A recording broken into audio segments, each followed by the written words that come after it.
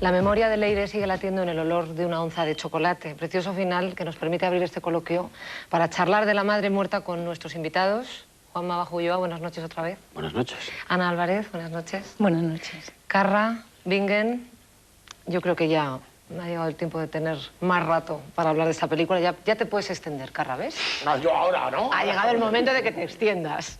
A mí me gustaría, precisamente como homenaje a ese bonito final, decía Carra que iba a ser difícil, pero habéis conseguido un final precioso, pues empezar hablando de él. ¿Es un final abierto o cerrado? Ya estamos con los finales abiertos y cerrados. Yo creo que todos los finales son abiertos, ¿no? Este especialmente. Yo he oído en muchos coloquios que cada espectador tiene su propia decisión sobre lo que ocurre al final, ¿no? Yo siempre lo que defiendo es que yo tengo la mía y que es la que rodé, pero me parece bastante mal explicarle a cada uno qué es lo que tiene que pensar o sentir. De hecho, además, lo que uno piensa está en función de lo que sintió a lo largo de la película, ¿no? Entonces yo decidí rodar un final que estaba relacionado con lo que yo pensaba que era honrado para esos personajes. Pero contarle a cada uno lo que tiene que pensar, pues, bueno, nunca ha sido algo que yo quisiera hacer, ¿no? Entonces, precisamente para eso ese final es como es, ¿no? La verdad es que te crea muchísimo desasosiego ese giro cuando Leire vuelve, por supuesto, parece que vuelve a decirte algo, a tocarte, a abrazarte, a mostrarte la mínima ternura y coge la onza de chocolate. Eso es desgarrador. ¿Ella es tan inocente como parece? Es un mundo cruel. ¿Eh?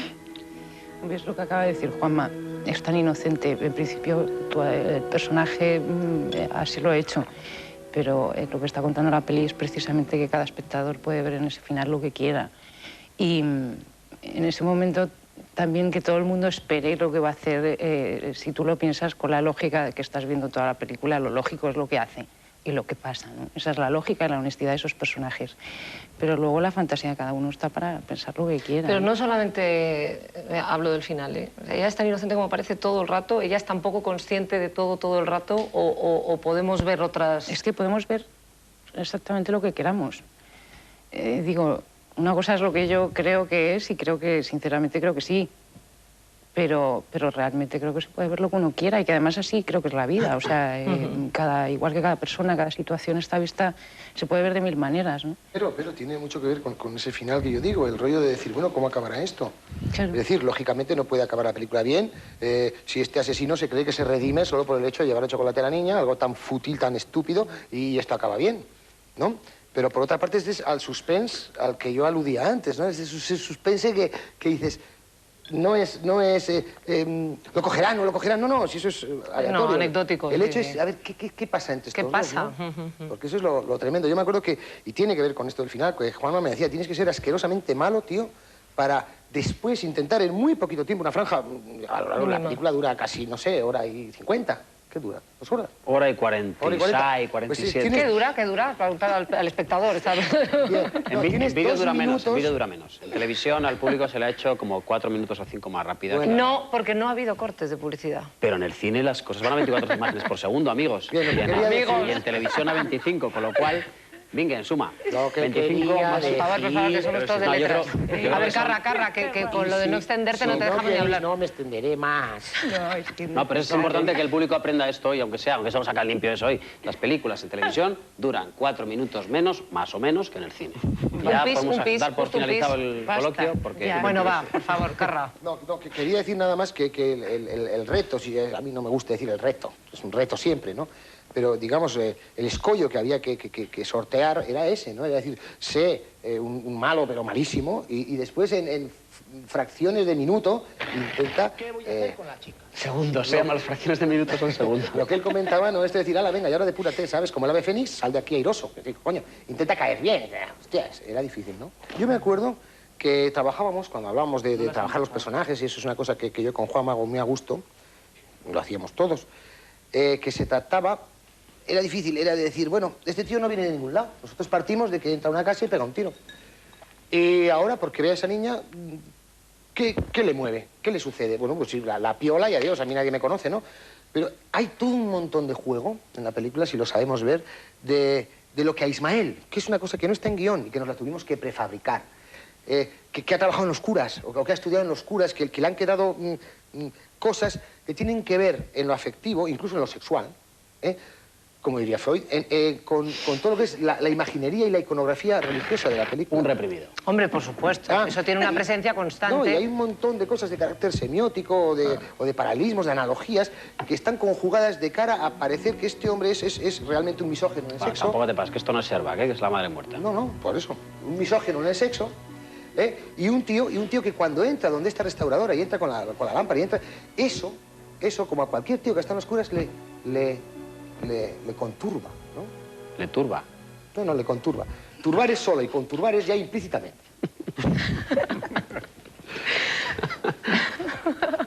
Iros a cagar. A mí me ha gustado. No, que no se puede ir nadie, que no se puede ir nadie de aquí. Vamos a ver.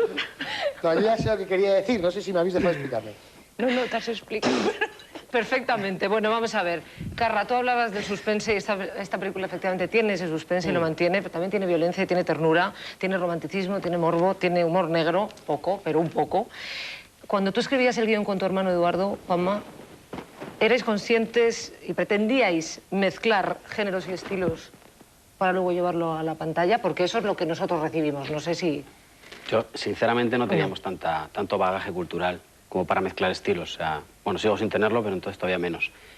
Solo pretendíamos contar eso. Luego ya sabíamos que se iban a encargar otras personas de colocarlo en sus cajoncitos, ¿no? En los cajoncitos del thriller psicológico, el drama, el no sé qué. Entonces nosotros nos evitamos ese trabajo, ¿no? Entonces, lo que queríamos contar en principio no era más que una historia de amor, y no por otra razón que no sea el pensar que todas las historias que yo conozco son de amor, todas, ¿no? Siempre que hablo de esto acabo diciendo que Alien es una historia de amor igual que el resto, ¿no? Entonces, para mí, esta es una historia de amor más, y es una historia que la contamos haciendo ese experimento que para mí consiste en presentarle al espectador una especie de pregunta que duele, ¿no? Que es pensar que si conocieras al asesino podrías odiarle. Entonces, intentar colocarle a alguien... Yo siempre digo que el tipo que disparaba la bomba atómica de forma anónima y le daba el botón y caía y morían un montón de chinos y tal, japoneses eran, ¿verdad? Perdón, sí. El pueblo chino, los japoneses. Si hubiera podido ver por unos monitores enormes a la gente caminando y comprando en las tiendas, hubiera sido bastante más complicado darle al botón. Entonces, Por supuesto.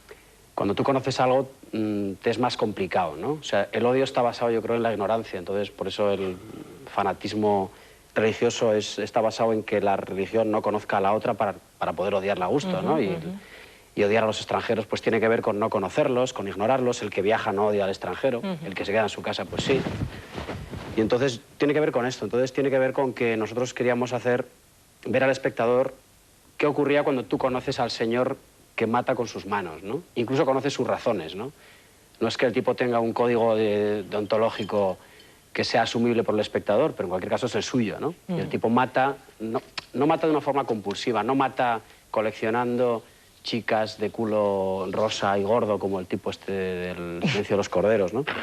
Sino que mata cuando él cree que alguien se pone en su camino, ¿no? Es decir, alguien le molesta o se cruza en su camino, como es el dueño este del bar, y él decide que bueno, que él está de vuelta de todo y que él es un tío implacable y que se lo va a cargar. Entonces, va a robar. Si alguien entra en ese momento en la casa, se lo carga.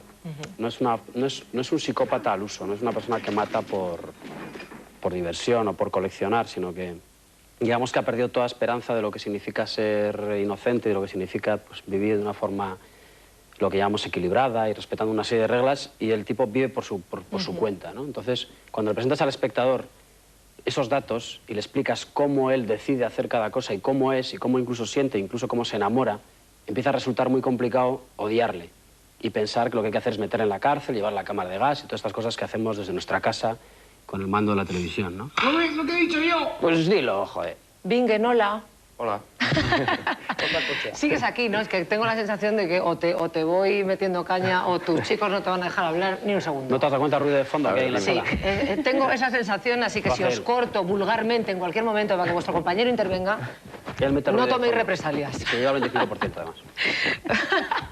Nosotros ya nos estamos disculpando por extendernos para que no diga, joder, macho, es que no me dejáis hablar. Bueno, ya lo hago yo ya aquí contemporizo, a ver, para que luego no os casquéis.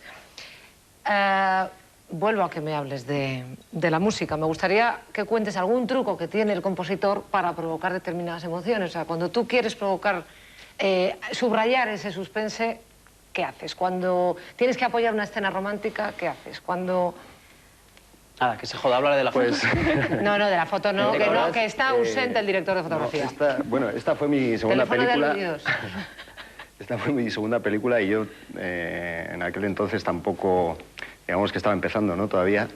Entonces hay muchas cosas que haces por intuición, que no tienes un método para hacerlo, pero en este caso la verdad es que salió bien. Hombre, sí hay cosas que...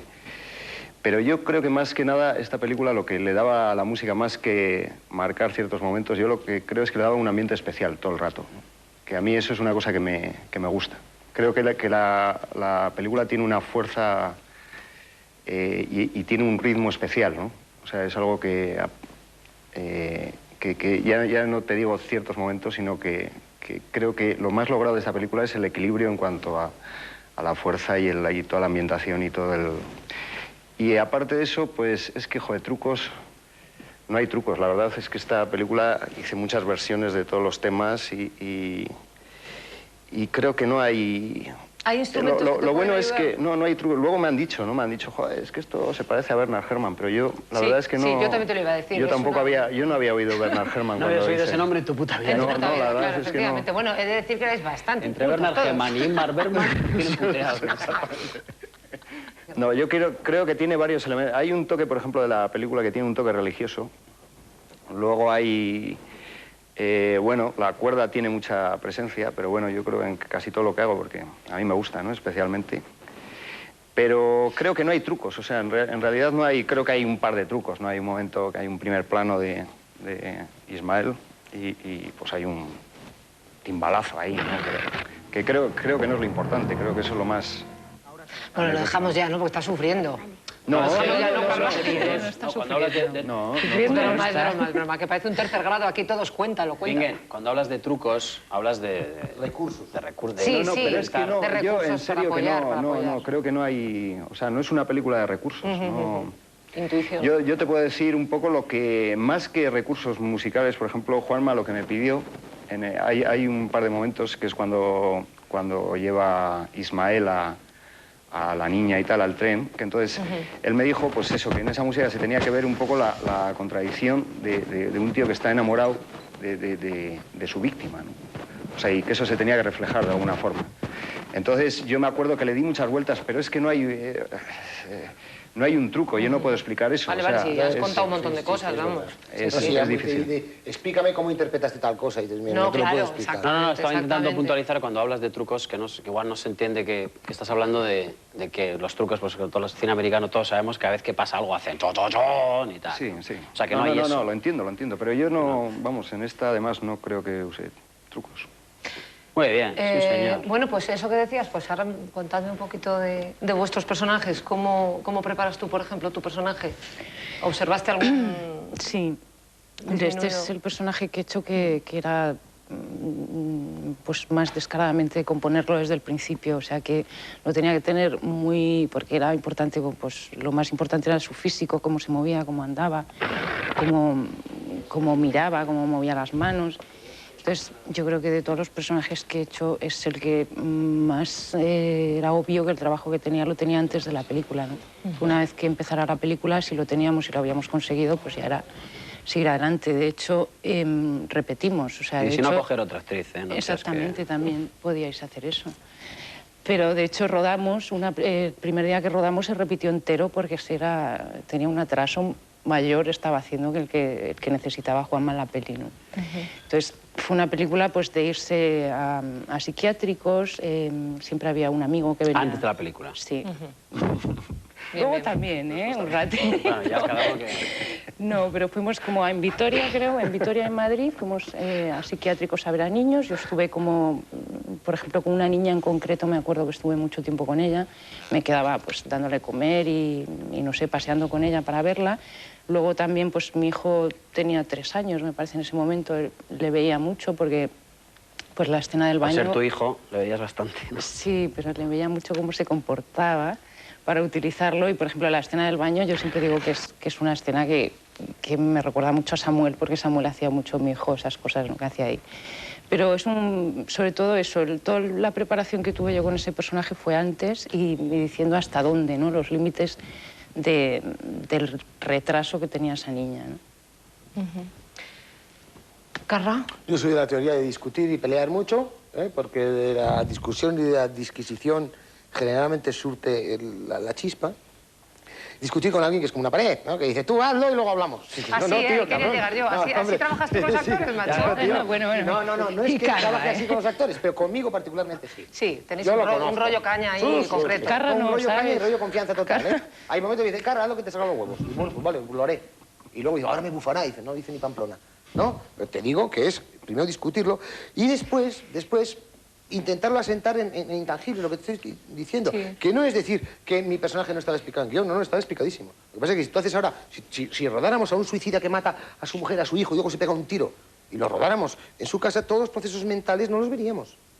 Entonces, yo sí que para asentar a Ismael lo traje de pretéritos lugares donde él había estudiado no sé en qué obispado para ser no sé qué, hermano de no sé cuál, y hacer que todavía, dentro de su maldad, todas esas cosas, esos flashbacks que le venían, le atormentaran, intentar basarlo en un tremendo complejo de sexual, de todo, en todo el contexto, pero deveniente de una exacerbada exposición a lo clerical.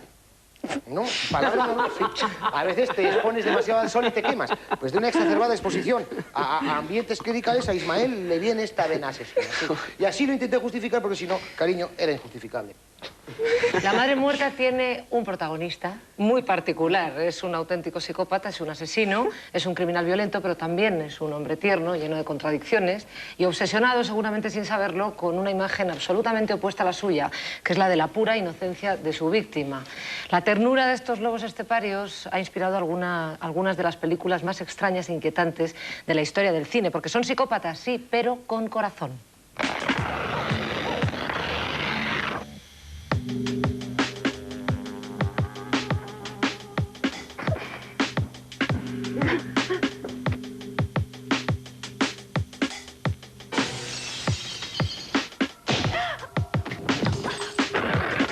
Bueno, la cama es blanda y aquí está el... Ahí lo tiene. El cuarto de baño.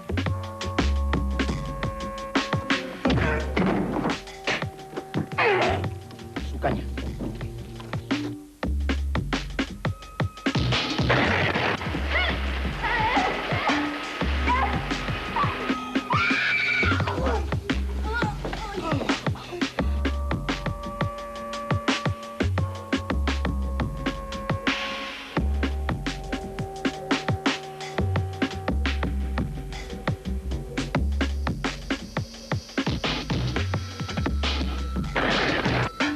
Podremos volver a vernos.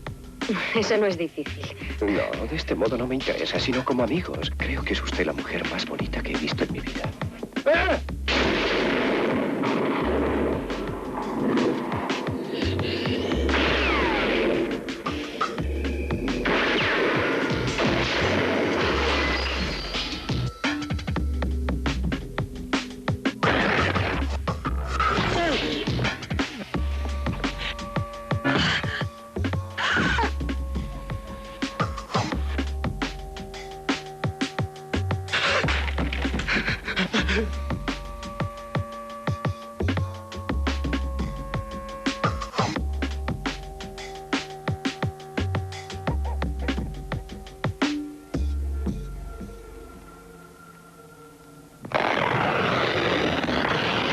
Hemos visto una galería de personajes que, aunque sean violentos y nocivos, son también tiernos y acaban resultando entrañables e incluso simpáticos al espectador, como explicaba antes Juanma. Más o menos me has contado, Carra, cómo consigues hacer que el personaje sea simpático, incluso querible al espectador. En este caso, no vale la misma receta para todos los platos. No todos los platos llevan pimienta, ni laurel. Este llevaba. Eso es lo que quiero decir. Esto sí, hasta ahí. Es que ojalá los actores supiéramos la receta para saber que todos los platos llevan la misma sal, la misma pimienta y el mismo laurel. Ese es el marrón, es decir, ¿a qué te agarras? Yo a eso. ¿Qué pasó? No, estupendamente. Esa contradicción justamente es la que te atrae, que al ser personajes, que sean personajes sin piedad, que sean asesinos, violentos, nocivos, pero que a la vez la vulnerabilidad la tengan justamente en materia de alma y de corazón. No, es que lo que se trata en realidad es de intentar ser sinceros, ¿no? Entonces, a la gente le encanta pensar que el mal está fuera. Le encanta pensar que pones la tele y que los asesinatos, el telediario, los choques de trenes, tal, todo está allí y que en casa está la seguridad, ¿no? Entonces, yo siempre he sido bastante escéptico con esto. He pensado que siempre el ser humano no puede ser bueno sin ser malo, ¿no? Es decir, ese equilibrio del que hablan los orientales, pues es cierto. Y no se puede intentar pensar que un ser humano solamente tiene sentimientos positivos. Entonces, por eso intento acercarme y por eso creo que atrae tanto el mal, ¿no? Por eso a todos nos atrae el mal, aunque intentamos siempre contar que es que está afuera, que está en las películas, que está en la televisión, en el telediario y tal. Y yo creo que eso está viéndose ahora en las películas, está viéndose incluso en la moral. Cada vez más los psicópatas, los que llamamos psicópatas, los asesinos, cada vez son más cercanos, ¿no? Entonces yo pretendía explicar y hacer, como decía antes, colocarse al espectador ante esta tesitura, ¿no? ¿Qué ocurre cuando un personaje que hace cosas malas es cercano, ¿no? ¿Qué le pasa al espectador ahí, no? Un señor que está absolutamente obsesionado con esto, además, que está buscando precisamente eso, está buscando si existe esa bondad, si existe esa inocencia, ¿no? Y el tipo supongo que la ha buscado durante muchos años, es algo que, como decía Carra, no está en la película, de una forma explicada, no me interesa explicar que estudian los jesuitas, no sé qué, todo eso nos lo imaginamos y nos trae sin cuidado, ¿no? Realmente lo que importa es ver cómo reacciona este señor y cómo funciona, y ver que eso es creíble, que existe gente así, y este tipo cuando piensa que todo está absolutamente visto y que él conoce el mundo y que el mundo es un escéptico del mundo y piensa que el mundo es una mierda, como pensamos la mayoría de la gente que vivimos en él, de repente un día se encuentra con la horma de su zapato, se encuentra con una persona o con un ser que es todo lo contrario. A él le trae unas sensaciones absolutamente positivas, le trae una especie de, no lo sé, de bondad. Cree que es inocente, ¿no? Es alguien frágil, que se puede romper con un tortazo, que es alguien que tiene una especie de mentalidad infantil, que no tiene sentimientos malos, que es bella, que mira a los ojos, que come chocolate, tal. Entonces, cuando él se encuentra... Que no se ríe. Que no se ríe, que eso es algo que le obsesiona a él, ¿no? ¿Cómo puede no reírse, no? Muy bonito eso. Entonces, él creo que esto es algo que tiene que ver con esa metáfora de lo que todos buscamos y que tiene que ver con ese shock que sufre este señor, descubre eso y luego la película lo que te explica es que, bueno, que la gente ni es mala ni buena únicamente, ni en el caso de él solamente se es malo, ni en el caso de ella solamente se es bueno, ¿no? Que todo el mundo guarda dentro, pues bueno, una parte negativa, que nuestro personaje Ismael toma colacao y moja magdalenas, que parece que está prohibido para los malos de las películas, que da besitos, que no fuma, sí, claro, sí, que se enamora, que tiene sentimientos positivos. Tacos, es que siente verdadera aversión por cualquier persona que diga un taco, cosa que le retrotrae otra vez a esa cosa ascético-mística. Creo que esto es lo que está empezando a ocurrir ahora aparte de cómo todo cambia, ¿no? Está cambiando la moral también, pero empieza a cambiar inmediatamente. Creo que los que se dedican a escribir, los que se dedican a contar historias, son los primeros que empiezan a apuntar estas posibilidades, quizá por escrito, bueno, en nuestro caso en el cine, ¿no? Entonces, cuando esto empieza a ocurrir y empieza a ser algo habitual, nos damos cuenta que la gente no es mala o buena. Antes te cortaban una mano si robabas, ahora ya no te la cortan. Claro. Antes te metían en la cárcel de por vida si robabas una gallina, ahora ya no. Ahora, aunque robes un montón de millones o a tu equipo de fútbol, pues estás en la calle, ¿no? Entonces, yo entiendo que dentro de, no sé, 20, 30, 50 años, todo esto habrá cambiado tanto que será muy difícil meter a alguien en la cárcel. ¿Por qué? Pues porque los especialistas dirán, este señor ha hecho esto y esto, ¿por qué lo ha hecho? Y se encontrarán las razones por las que lo hace. La forma de juzgarse la otra. Antes un zurdo era una persona que era reprimida, ahora resulta que se entiende que el hemisferio izquierdo, derecho, no sé qué historias, y uno es zurdo, entonces ya no se le reprime. Entonces, conforme el ser humano va avanzando y va consiguiendo encontrar las razones por las que actúa, se va justificando lo que hace. Este señor es una persona justificada, entre comillas, por el realizador de una película, que es explicar por qué un señor, pese a hacer una serie de cosas supuestamente malas, bueno, igual no es tan malo, ¿no? A mí me gustaría que hicierais un poco de hincapié en algo que habéis comentado antes, que es la asociación entre lo religioso y lo siniestro durante la película, ¿no? Yo creo que también influye en la música, en las interpretaciones y en todo, que es algo que está ahí, que me hablarais un poquito más de eso. Porque yo creo que es algo que otros cineastas han tocado, pues desde El cuarto hombre de Verhoeven, Schrader, Scorsese, Buñuel, pues que está presente en el alma de muchos creadores a la hora de llevarlo a imágenes, ¿no? Hombre, yo creo que, bueno, a todos, no, bueno, por lo menos en mi caso, y creo que en casos cercanos a todos nos ha marcado bastante, ¿no? La religión, aunque luego pues hayamos cambiado y tal, pero creo que es una cosa que te marca de pequeño y que bueno, en esta película se ve muy clara toda la imaginería que hay de imágenes religiosas, pues sí que dan un poco de... Bueno, sí, yo creo que siempre, ¿no? Esto da un poco de miedo, ¿no? Sobre todo cuando eres pequeño y tal, y son cosas que te marcan y luego... Cosas oscuras, misteriosas. Las caras, lo que hablamos antes de fábula gótica. No, creo que esto es una cosa que sin querer te marca bastante, ¿no? Y creo que esto se ve en la película y creo que ayuda bastante a entender al personaje, ¿no? Y esa iconografía religiosa, ese ambiente gótico, católico, supongo que también afecta a la música en un momento concreto. Sí, bueno, la música ahí yo creo que tiene unas pinceladas de música religiosa, ¿no? Todo el final y luego cuando están cuando van a la iglesia y creo que tiene esto y creo que ayuda mucho a la película. Bueno, la película justo en la primera escena se ven todas estas vírgenes que tienen... No, es que está muy relacionado todo. Hablamos de una película que habla sobre el sentimiento de culpa y la represión, ¿no? O sea, qué mejor que unos vascos para hablar de eso. Directamente de judeo-cristiano, el sentimiento de culpa hasta... Ana, desde el principio de la película se ve que vuestra pareja funciona, que hay química, que los personajes son absolutamente verosímiles, que era, bueno, pues un riesgo, porque son personajes muy al límite, y yo creo que era necesario que os compenetrarais. No sé si es la primera vez que trabajabais juntos, sé que habéis vuelto a trabajar después y que vuestra pareja ha seguido funcionando. Carla y yo hemos hecho 4 películas, un corto. Y además, no sé, yo lo que más me ha gustado de todas las veces que he trabajado con Carla es que siempre hemos hecho personajes diferentes, o sea, que hemos alternado, digamos, entre comillas, el bueno, el malo, la fuerte y la débil. Incluso hemos hecho una peli mexicana, o sea, que hemos trabajado bastante. Y ojalá, o sea, creo que en un cine como el español, que esto de las parejas no suele ser habitual, pues creo que Carla y yo, todo el mundo se da cuenta una y otra vez que eso funciona, ¿no? Y que yo, hasta ahora, siempre todos los trabajos que he hecho con Carla, independientemente de cómo fuera la peli, han sido trabajos que para mí han sido bonitos y muy válidos. Creo que Carla es un gran actor.